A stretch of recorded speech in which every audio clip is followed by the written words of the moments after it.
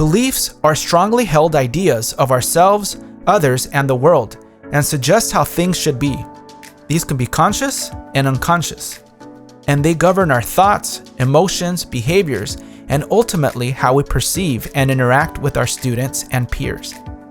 As humans, we make mistakes in our interpretation of events and people's actions. For example, the belief that all students should respect authority immediately, without any question, might lead a teacher to negatively perceive students who misbehave as defiant and disrespectful.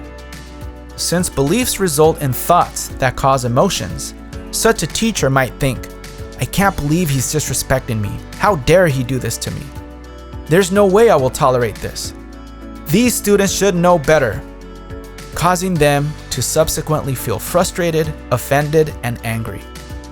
In this negative state, it is easy to understand how the teacher can escalate the situation, destroy student relationships, and have more discipline problems.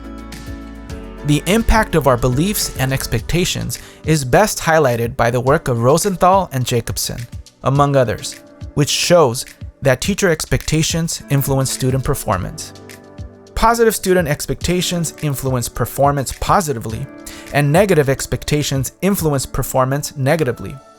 Rosenthal and Jacobson originally described this phenomenon as a Pygmalion effect. They experimented at an elementary school where students took intelligence pretests. The researchers then told the teachers that 20% of the students had unusual potential for intellectual growth and would bloom academically within the year. Unknown to the teachers, these students were selected randomly with no relation to the initial test.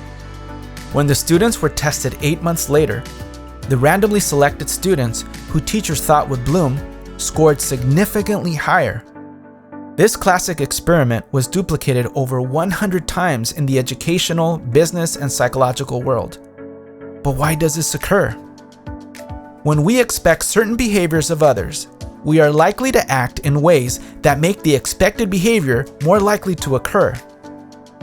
These expectations produce thoughts, emotions, and behaviors that cause teachers to be kinder and friendlier with them, the climate, devote more energy to them, input, call on these students more often for answers, output, give students more constructive feedback and support, feedback.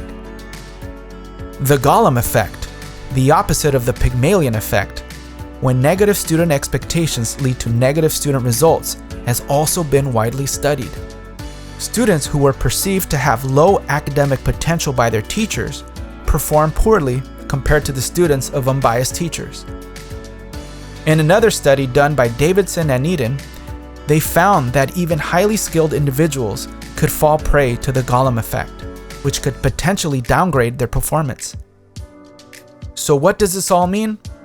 Becoming more self-aware is the most powerful thing we can begin doing. Take the adult SEL and beliefs assessment and then complete the reflection questions in your workbook.